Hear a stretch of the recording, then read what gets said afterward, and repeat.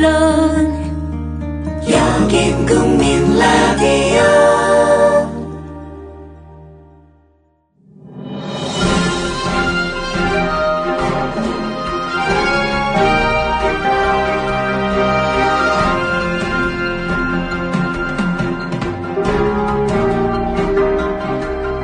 김용민의 주간 브리핑. 2015년 4월 28일 화요일 주간 브리핑 시작하겠습니다.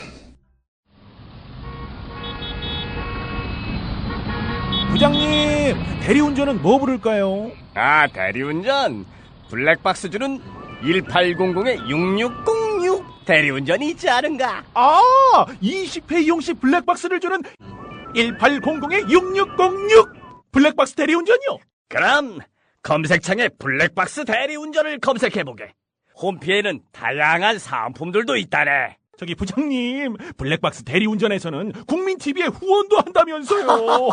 자네도 블랙박스도 주고 후원도 하는 1800-6606 이용하게. 역시 대리운전은 1800-6606.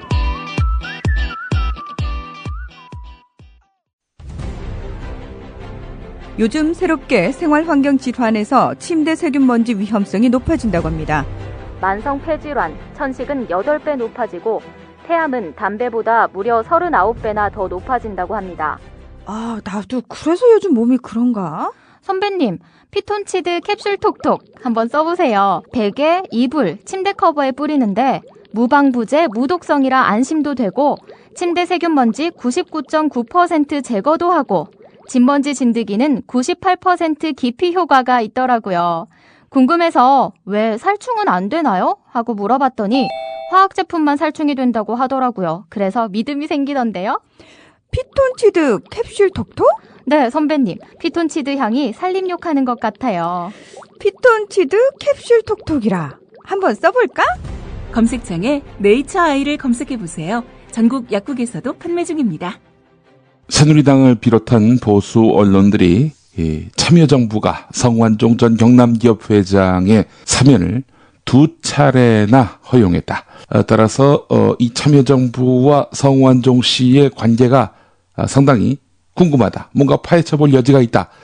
이런 식으로 물타기를 하고 있단 말이죠. 오늘 경향신문이 사태의 본질이 무엇인가를 다시 한번 일깨워주고 있습니다. 관련한 기사부터 살펴보겠습니다. 경향신문 1면입니다. 성완종 전 회장이 2012년 대선 때 자신이 관리해온 충청포럼에 전국 지부장을 소집해서 박근혜 후보를 지지해달라 이렇게 당부한 것으로 확인됐다. 오늘 1면 머릿기사로 다뤘습니다. 충청포럼 각 지부는 박근혜 캠프 선대위의 위촉장도 받았다고 하는데요. 새누리당은 그동안 성완종 전 회장이 지난 대선 때 활동한 게 별로 없다 이렇게 강조해 왔습니다. 활동한 게 별로 없다. 이게 말이 안 되는 거지요. 지난번에 스스로 목숨을 끊을 때 남긴 메모에서 16억의 돈을 거론하면서 23억이 친박적으로 갔다. 이렇게 밝혔거든요. 이 13억은 결국 박근혜 대선 자금으로 쓰인 거 아니냐라는 추론이 가능합니다. 돈도 돈이지만 이렇게 충청포럼이라는 조직을 박근혜 캠프 전위대로 만들었다라는 의혹이 제기된 것입니다. 복수의 충청포럼 산하 지부장들의 말을 종합해보면 2012년 대선을 앞둔 11월 초쯤 성완종 전 회장은 서울 여의도 국회의원회관 사무실로 지부장들을 소집해서 박근혜 후보에 대한 지지를 당부한 다음 선거 캠프 중앙선대위 위촉장을 나눠줬다고 합니다. 서울 동대문구 경남기업 본사에 사무실을 두고 있는 충청포럼은 서울 남부, 북부, 경기 서부, 북부, 남부, 중부, 인천, 부산, 제주의 9개 지부를 운영해 왔습니다. 계속해서 3면 보겠습니다. 성완종 전 회장의 비서진은 2012년 대선 당시 성완종 전 회장이 홍문종 의원을 수차례 만났다 이렇게 밝혔다고 합니다.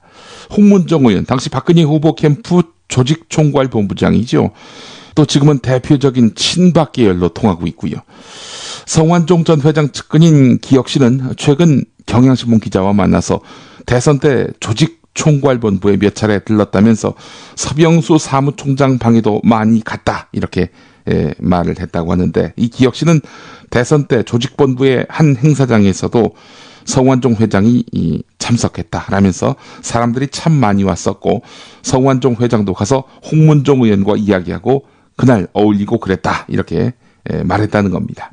그러면서 충남 지역 유세를 갈 때마다 주로 후보 수행단 소속의 한 의원이 전화를 많이 했다면서 다만 큰 행사 때는 홍문종 의원이 전화를 했다. 성완종 회장이 충남 지역 조직을 맡았기 때문에 둘이서는 조직 이야기를 많이 했다 이렇게 주장했다고 하는데요. 기억씨는 홍문종 의원이 성완종 전 회장의 마지막 인터뷰가 경향신문에 보도된 지난 10일 이후 대선 당시 성완종 전 회장을 만난 적이 없다 이렇게 반박한 것과 관련해서 이건 홍문종이 거짓말하는 것이다 라고 일축했다고 합니다.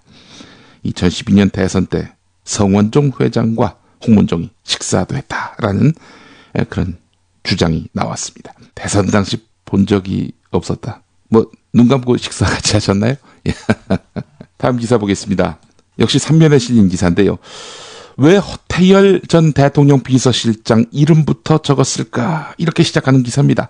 성완종 전 회장의 메모지 내용은 허태열 7억, 홍문종 2억, 유정복 3억, 홍준표 1억, 부산시장 2억, 김기춘 10만 불, 이병기, 이완구 이렇게 되어 있습니다. 물론 스스로 목숨을 끊기 직전이기 때문에 가나다 순을 이렇게 고려해서 썼을 리는 없을 테고요. 그렇다고 해서 돈을 전달한 시점을 토대로 해서 이 순서를 매겼을 리도 없을 것이고요. 그렇다고 제공한 금품 규모나 시간 순서에 맞춰서 한 것 같지도 않고요. 이 순서의 의미는 무엇일까? 경향신문이 주목했습니다. 숨지기 직전 가졌던 경향신문 인터뷰에서 언급한 이름의 순서와도 다소 다르다는 점. 그냥 생각나는 대로 적은 것일까요? 고인의 의중을 정확히 확인하기는 어렵지만 메모할 때만 해도 자신이 박근혜 대통령 탄생에 기여한 점을 강조하고 싶었던 것은 아닌가 하는 추론이 가능하다고 경향신문은 전하고 있습니다. 성완종 전 회장은 인터뷰에서 허태열 실장은 2007년 대선 캠프 때 제가 많이 도왔다면서 사실 그 돈 7억 가지고 박근혜 캠프가 경선을 치른 것이다 이렇게 말했다는 겁니다.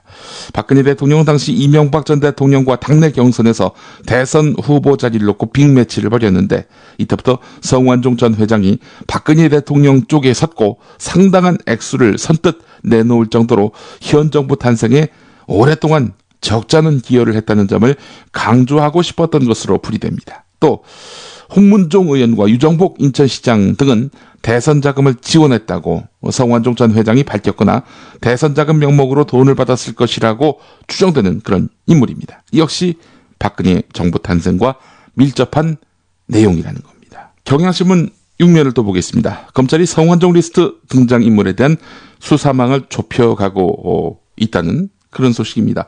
검찰은 이미 성완종 전 회장 측근들로부터 이완구 국무총리와 홍준표 경남지사의 금품 수수 정황을 일부 확인한 것으로 알려졌는데요.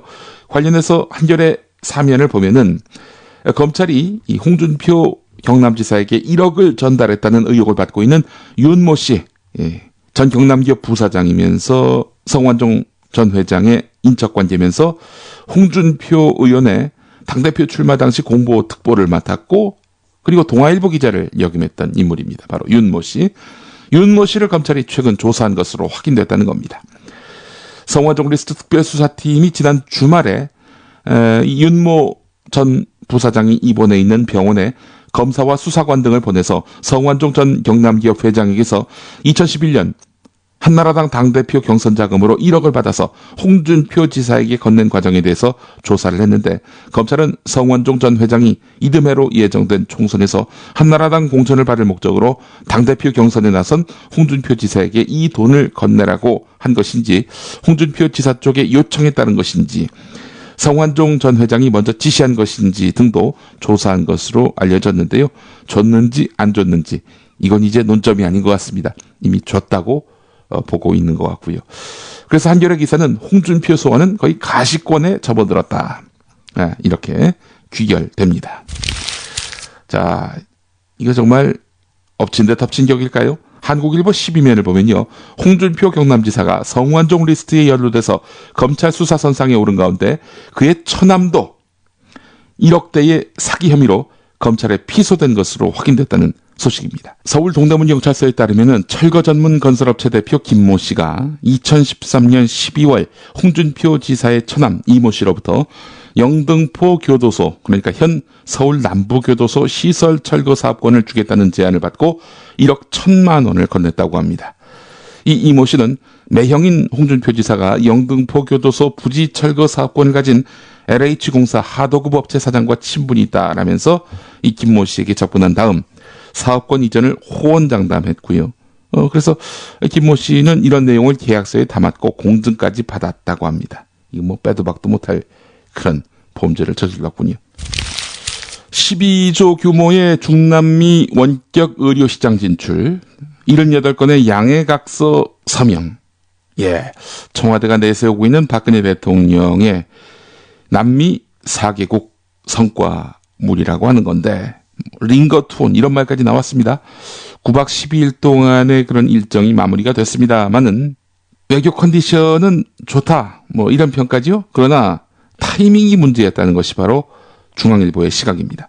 시작부터 순탄치 않았는데 콜롬비아의 요청으로 세월호 참사 1주기인 지난 16일 출발한 게 화근이었는데, 콜롬비아 측은 자유무역협정 조기 발효 약속 등으로 화답했지만 국내에서는 꼭 그날 떠났어야 했느냐 하는 비판이 끊이질 않았습니다. 대통령과 외교장관이 함께 부재 중인 상황, 원자력 협정도 그래서 가서명으로 마무리된 그런 파행이 빚어졌고요. 또 인도네시아 반둥에서 중일 정상회담이 벌어졌는데 이거 뭐 대통령이 없는 가운데서 벌어진 일이고요. 또 반둥 회의 정도는 대통령이 참석했어야 한다라는 목소리가 나왔습니다. 지난 주말에 나온 토요일자 한겨레 정문태 기자의 글을 참고하시면 되겠습니다만, 순방길은 마지막까지 순탄치 못했습니다. 지난 25일 네팔에서 대지진이 발생하자 시진핑 중국 국가주석과 아베 신조 일본 총리는 위로 전문을 보냈는데 박근혜 대통령은 이틀 지나서야 위로 전문을 발송했다는 겁니다.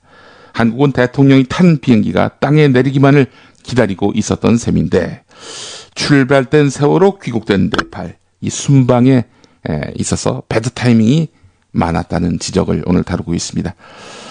돌아오자마자 와비형 상태가 돼버렸는데요. 돌아오던 날도 이완구 총리는 사퇴했고요.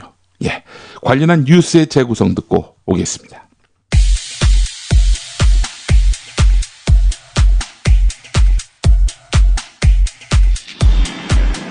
박근혜 대통령이 9박 12일간의 중남미 4개국 순방을 마치고 귀국했습니다.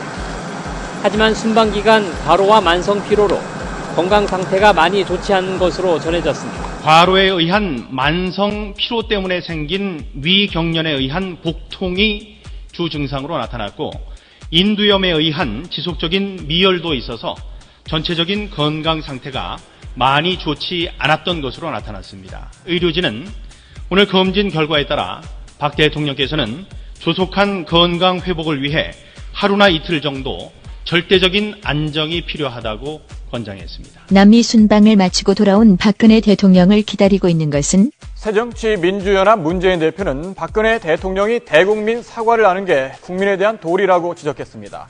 그 최고 실세들의 부정부패 사건에는 박근혜 캠프의 경선 자금 그리고 대선 자금이 포함되어 있습니다. 박근혜 대통령이 그 수혜자 아닙니까?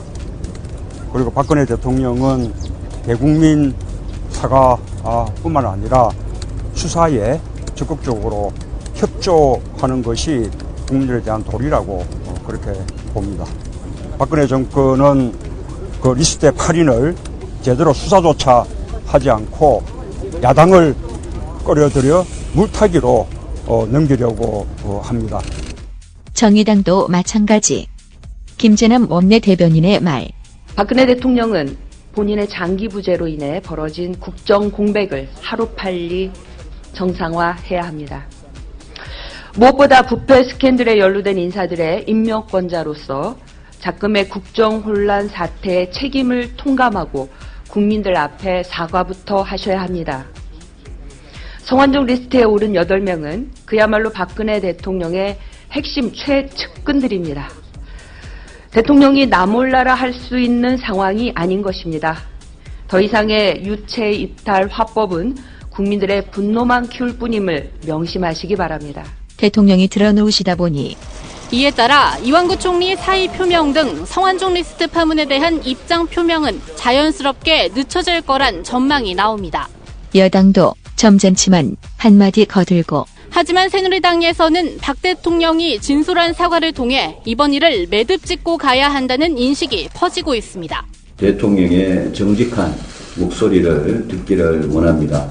국민이 수긍할 수 있는 진솔한 말씀을 직접 해주실 것을 기대합니다. 여당 초재선 의원 모임인 아침소리 회의에서도 최근 일어난 일련의 사태에 대해 대통령의 설명이 있어야 한다는 주장이 제기됐습니다. 이처럼 취임 70일 만에 총리직에서 내려오게 된 이완구 총리가 끝내 눈물을 보였습니다. 이완구 전 총리는 정치적 고비 때마다 눈물을 보이곤 했습니다. 총리 후보자 당시 차남의 병역 의혹과 관련해 공개 검증을 선택하며 눈물을 글썽였습니다. 또 우리 집사람 오늘 들어놓았어요, 아예. 이렇게 이것이 공직의 길인가 하는 생각도 들고, 그래서 좀 오늘 마음 무겁습니다. 각종 의혹이 불거진 국회 인사청문회장에선 자신의 혈액암 투병 전력을 언급하며 눈물을 보이기도 했습니다. 혈액암으로 유서까지 써놓으면서 병마와 싸웠습니다.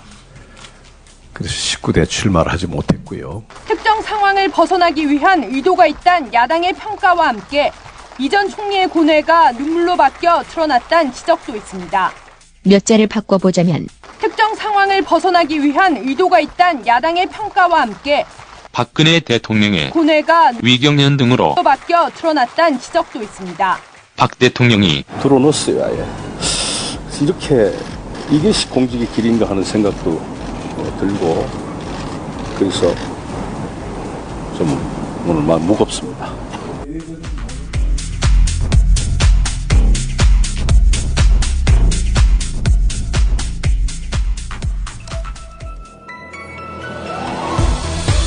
김용민의 조간 브리핑은 뉴스 전달만 하는 게 아닙니다.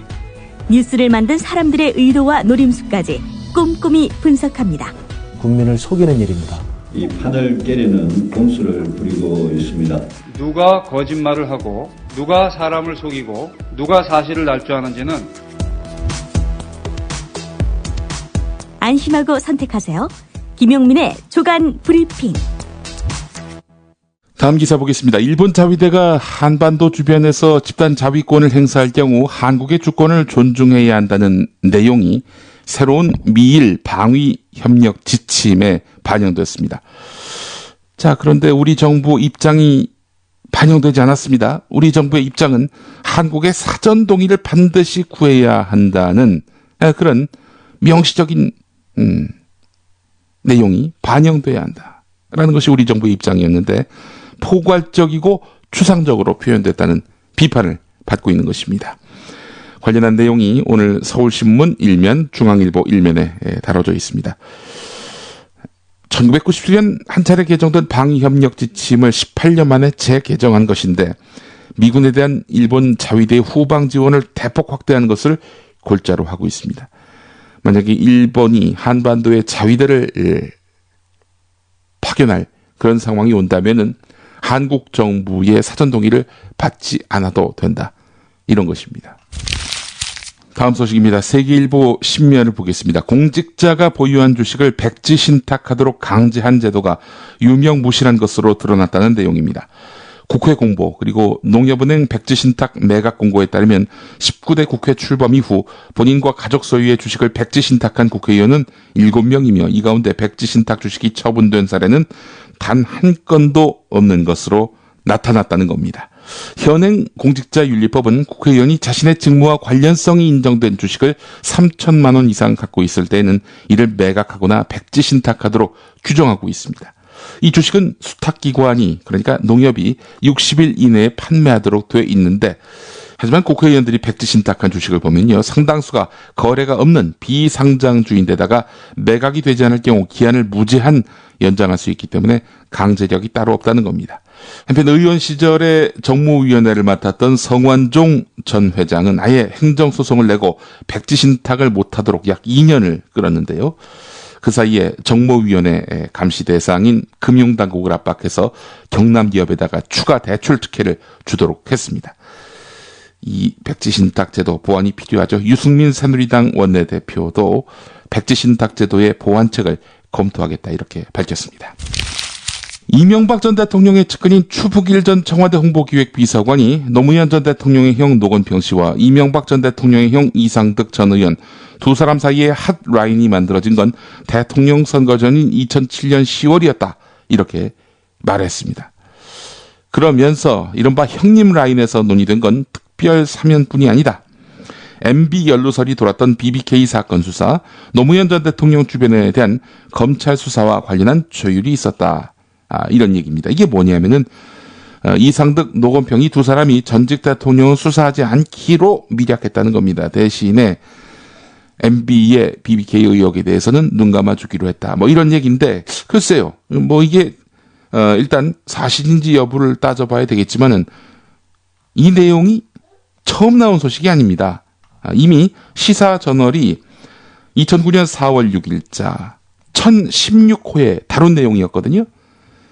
똑같은 내용이 오늘 중앙일보 신면에 실렸습니다. 왜 실렸을까요? 그 의도가 궁금해집니다. MB와 노무현 사이에 밀약이 있었다. 이 이야기는 무엇을 사람들에게 일깨워주기 위한 것일까요? 2007년 사면 과정에서 특혜를 본 성완종 씨.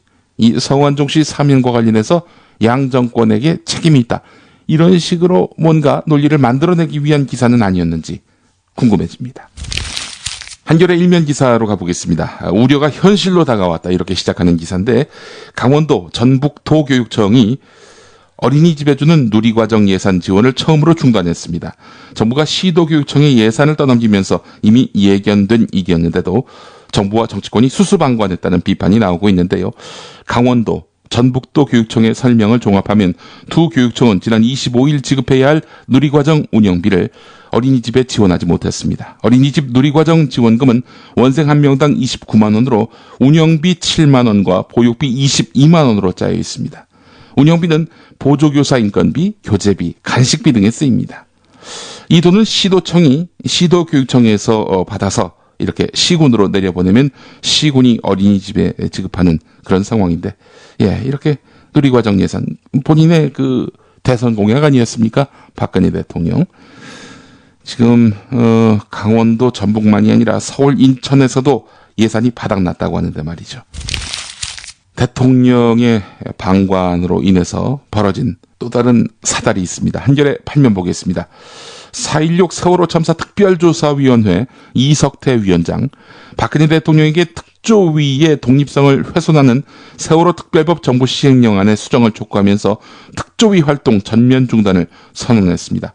다음 달 1일까지 박근혜 대통령의 명확한 입장 표명을 요구했는데요. 이석태 위원장과 일부 위원들은 특조위 사무실을 나와서 서울 광화문 광장 세월호 천막농성에 합류했습니다. 이석태 위원장의 말 가운데서 주목되는 것은 사무실에 앉아 있으나 이 광장에 나와 있으나 똑같다. 하는 일이 없다는 거죠. 한마디로 얘기해서.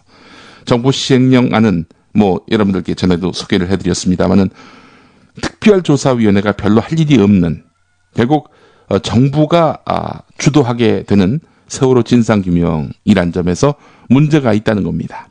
지금 정부, 특히 해양수산부 같은 경우 가해자 입장 아닌가요? 사건 책임자 아닙니까?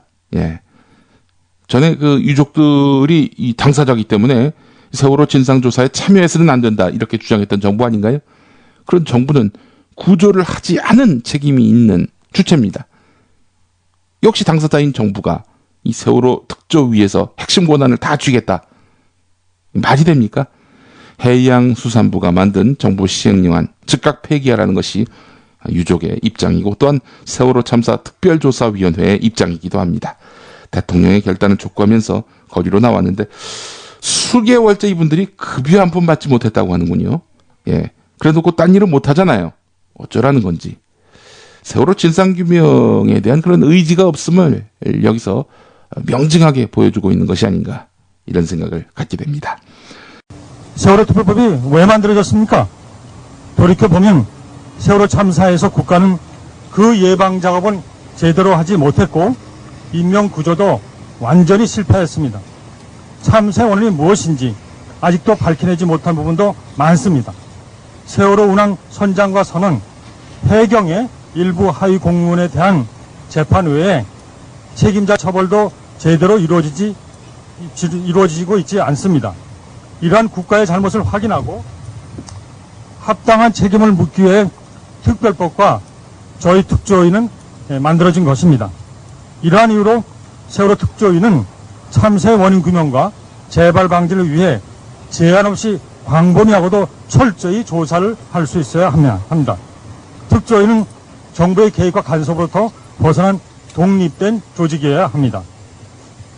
하지만 지난 3월 27일 발표한 정부의 시행령은 특조위를 허수아비로 만드는 것이었습니다. 특조위 활동은 각 소위원장과 민간 조사관들을 중심으로 진행되었음에도 불구하고 정부의 시행령은 이를 무력화하는 것으로 채워져 있었고 특조위 실무 최고 직급자인 기획조정실장이 위원회 및 소위원회 업무를 기획총괄하는 권한을 부여했습니다. 또한 정부의 기존 조사 결과를 재검토하는 수준으로 임무를 축소시킴으로써 진상규명을 방해하겠다는 의도를 분명하게 드러냈습니다. 경향신문 14면으로 가보겠습니다.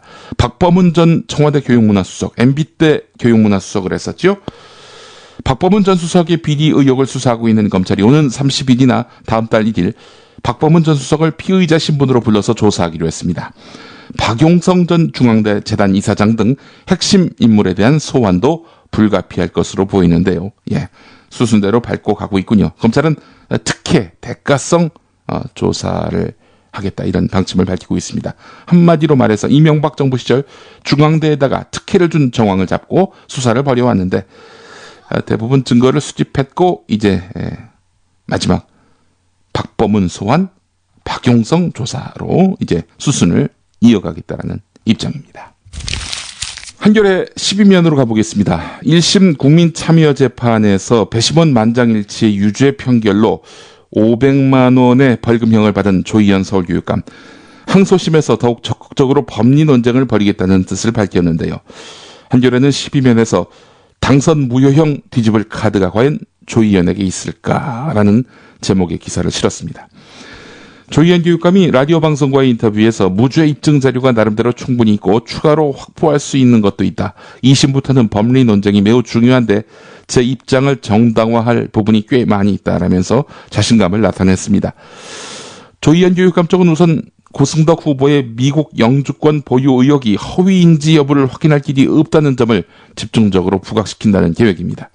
수사권이 있는 검찰도 올해 3월이 돼서야 확인한 내용을 조희연 후보가 지난해 선거 과정에서 무슨 수로 확인할 수 있었겠느냐 이렇게 말을 했는데 고승덕 후보한테 미국 영주권 보유 의혹을 해명하라고 촉구한 것은 허위사실 유포가 아니라 의혹 검증 차원이었다는 겁니다. 실제 검찰도 외교부를 통해서 고승덕 후보의 미국 영주권 보유 의혹을 확인했는데 미국 대사관이 외교부에다가 고승덕은 미국 영주권을 취득한 기록이 없다라고 통지한 것은 올해 3월 26일의 일이었다는 겁니다. 자, 그러나 현재로서는 조희연 교육감이 항소심 결과를 낙관하기는 어려운 상황입니다. 국민참여재판의 항소심 파기율은 4분의 1에 그칩니다. 배심원 만장일치 판결과 동일하게 선고된 결과가 뒤집어질 확률은 그보다 더 낮습니다. 조희연 교육감 쪽은 국민참여재판은 짧은 시간에 많은 내용을 다뤘기 때문에 항소심 과정에서 법리적인 부분을 좀 더 천천히 살펴볼 필요가 있다 이렇게 밝혔다고 하는데요. 허위사실 공표와 관련해서 위헌 법률 심판 제청을 신청할 계획도 세워놓고 있어서 투트랙의 소송을 이어가겠다는 입장입니다. 기상청은 우리나라에서도 규모 6.5의 강진이 일어날 가능성이 있다고 보고 있습니다. 1978년 9월에 충북 속리산 부근에서 진도 5.2의 지진이 발생한 것을 비롯해서 지난해 충남 태안 지역의 규모 5.1까지 이렇게 관측된 바 있는데요. 국내에서도 지진 발생 시에 피해 규모를 예측하는 연구는 이루어지고 있는가? 이루어지고 있다고 합니다. 국민안전처가 실시한 시뮬레이션에 따르면 서울 중구에서 규모 6.5의 지진이 일어나면 전국에서 사상자 11만 5,200여 명과 이재민 10만 4천 명이 발생하는 것으로 예측됐습니다. 규모 7.0의 지진이 일어난다면 67만 명의 사상자가 발생하는 것으로 나타났습니다. 이미 어제도 말씀드렸습니다마는 한반도도 지진 안전지대가 아니라는 것. 이게 바로 학계의 중론이란 거지요. 재앙이 닥쳤을 때 피해를 최소화할 수 있는 대책은 미진하다는 겁니다. 실제로 공동주택 40% 전국적으로 말이죠. 내진 설계가 안 돼 있다고 합니다. 이러고 큰 지진이 발생하면은 네팔과 별 다르지 않은 그런 상황을 만날 수 있다는 겁니다. 지난 4월 2일 운행을 시작한 호남선 KTX의 운행 시간이 정부 발표보다 평균 5분 이상 더 걸리고 있는 것으로 조사됐습니다.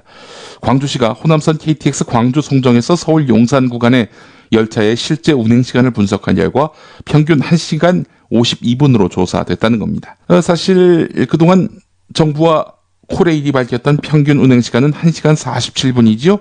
5분 더 걸린다는 겁니다. 자, 그래 놓고는 10분 단축됐다면서 4,300원을 더 받았단 말이죠. 2,150원만 받죠. 예. 네, 어제 무척 더웠지요. 자, 오늘은 서울, 경기, 강원 고기압의 가장자리에 들어서 가끔 구름이 많을 것으로 보입니다. 주말과 월요일까지 이어진 초여름 날씨는 주춤할 것으로 보이는데요. 충청 이남 지방은 대체로 흐리고 전라남북도와 경상남도, 제주도는 낮부터 늦은 오후까지 가끔 비. 충청 남부와 경상북도에는 오후 한때 비가 조금 오겠습니다. 주간 브리핑 마치겠습니다. 애청해주신 여러분 감사합니다.